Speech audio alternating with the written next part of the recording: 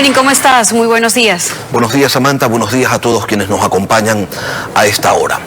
Aunque desde el poder se pretenda que un escándalo tape a otro en una suerte de carrusel de miserias que pone a prueba la capacidad de indignación de los ecuatorianos, la gente no se va a olvidar de quienes le han robado hasta en el momento más crítico de su historia, en medio de una pandemia global y de una crisis económica profunda.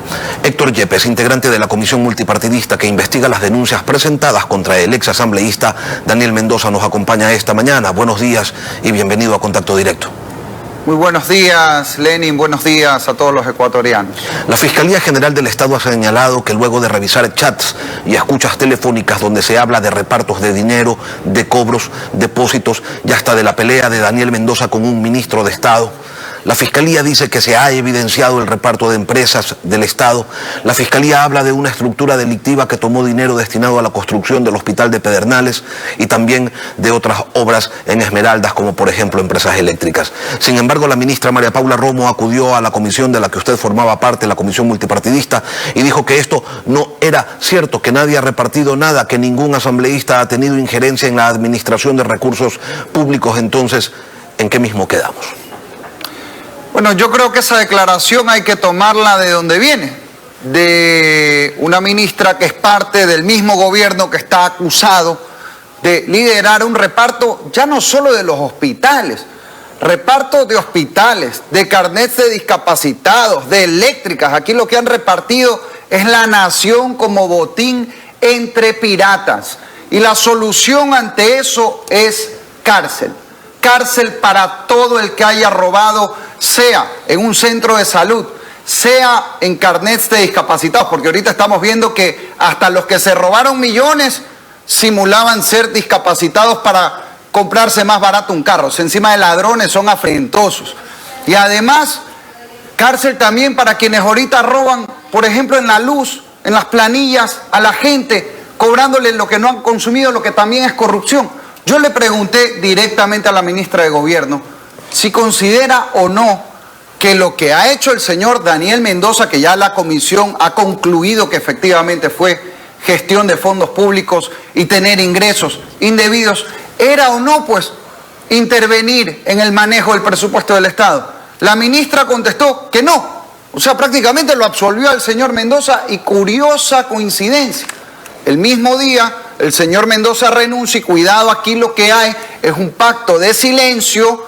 Va una ministra y casi que lo absuelve al investigado, luego el otro renuncia como para que crean que aquí no pasa nada, pero como usted bien dijo al comienzo, Lenin, aquí la gente no se va a olvidar y aquí debemos seguir insistiendo en que se haga justicia. Asambleísta, entonces, esa cárcel que usted aspira quedaría como una utopía, como una mera expectativa, tomando en cuenta que un día la ministra de Gobierno denuncia ante la Fiscalía el caso del Hospital de Pedernales y 2 o 3 semanas después dice que ella no sabe si el principal implicado, según la Fiscalía, es responsable de lo que se lo está acusando. Mire, yo soy creyente, yo creo en Dios, creo en el Espíritu Santo, creo en los milagros, pero ni Dios, ni el Espíritu Santo, ni la Virgen María, ni ningún santo se dedica a repartir hospitales mágicamente ni a repartir cargos mágicamente.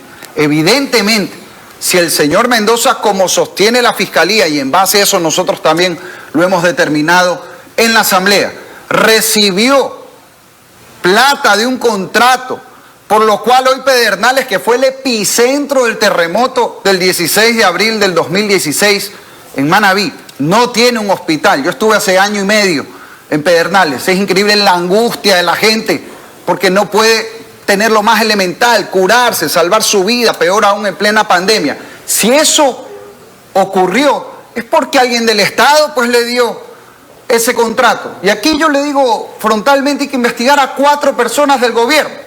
Número 1, el señor Paul Granda, que manejaba todos los hospitales del Seguro Social, uno de los cuales, el Teodoro Maldonado, acusa a la Fiscalía habría sido entregado a la familia Bucaram. Héctor, pero usted habla de la posibilidad de un pacto de silencio, de un tongo pandémico para que la impunidad siga enseñorada y reinando en esta aldea.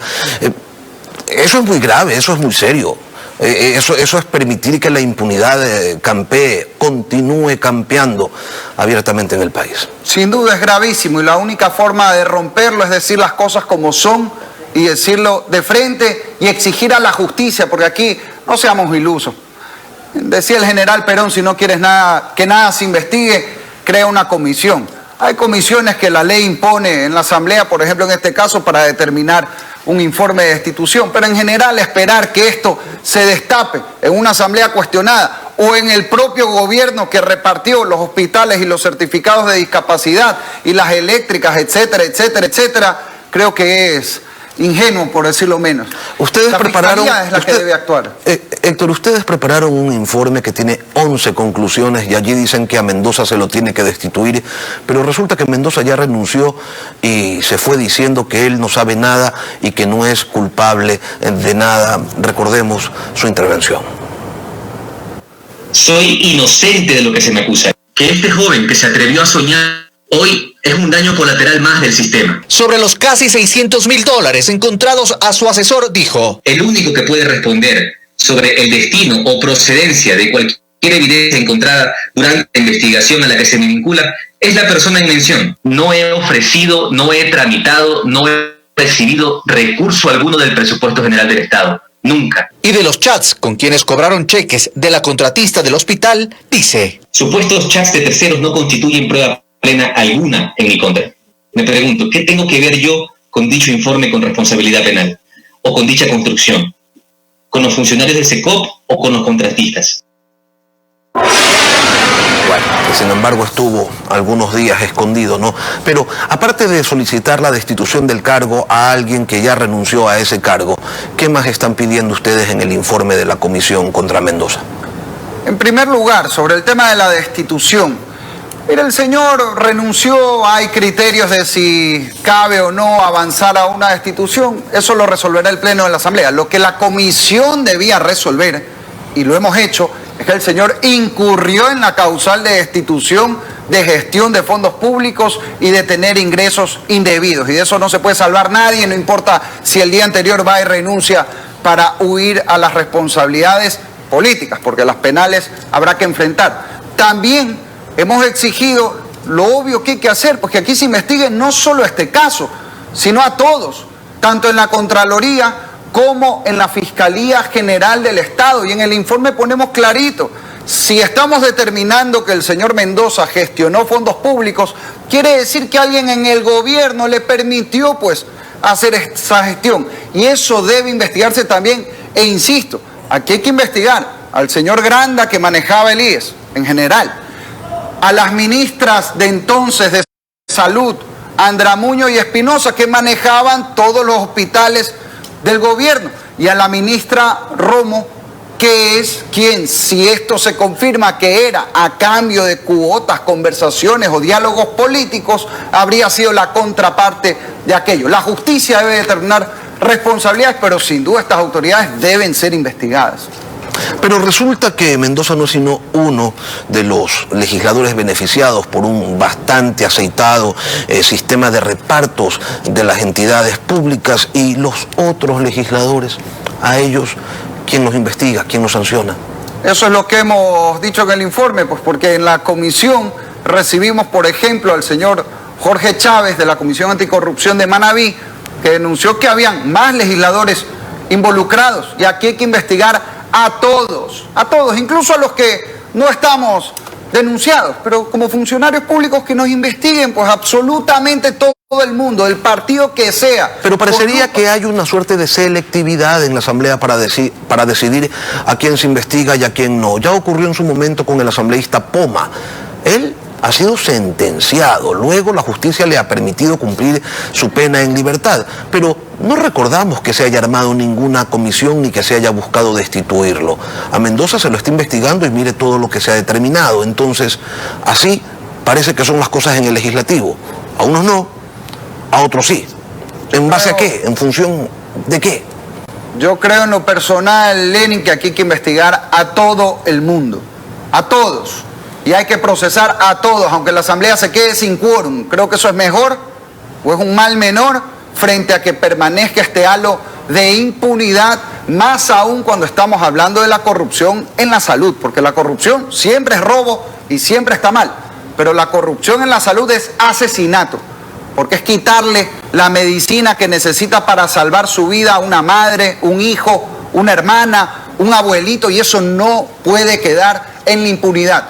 Aquí lo principal siempre va a ser la labor de la Fiscalía y la Justicia para que se vayan a la cárcel, pero por supuesto también debe actuar cada institución, en este caso la Asamblea, para depurar malos elementos y dar una sanción administrativa y política también. Y a veces ese tipo de acciones terminan siendo o terminan con el aprovechamiento de beneficios que no les corresponden, o terminan dejando a personas que sí necesitan tener esos beneficios sin ellos, como por ejemplo en la red de corrupción de los carnés de discapacidad. ¿Qué va a hacer la Asamblea? ¿Fiscalizarán o se quedarán observando habida cuenta de que hay asambleístas con cuestionadas discapacidades? Yo creo que la Asamblea debe investigarlo internamente para determinar las responsabilidades administrativas, que es la parte que a la Asamblea le corresponde, pero sobre todo lo que hay que hacer es exigir que quienes han sido involucrados en esto, sea asambleístas, jueces, deportistas, funcionarios de gobierno, un ciudadano o empresarios, entre comillas, como les llaman simpáticamente ahora a quienes viven de los negociados, todos sean llevados ante la justicia por la Fiscalía, y aquí debe haber el apoyo absoluto para que la fiscal general meta presos a quienes han estado involucrados en estos actos. Sorpréndanos, Héctor, ¿usted tiene o no uno de esos carnets? No, pese a que tengo cierta discapacidad visual, pero no tengo ningún carnet. Bueno, Héctor Yepes, asambleísta de Creo, gracias por venir a Contacto Directo. Muchas gracias.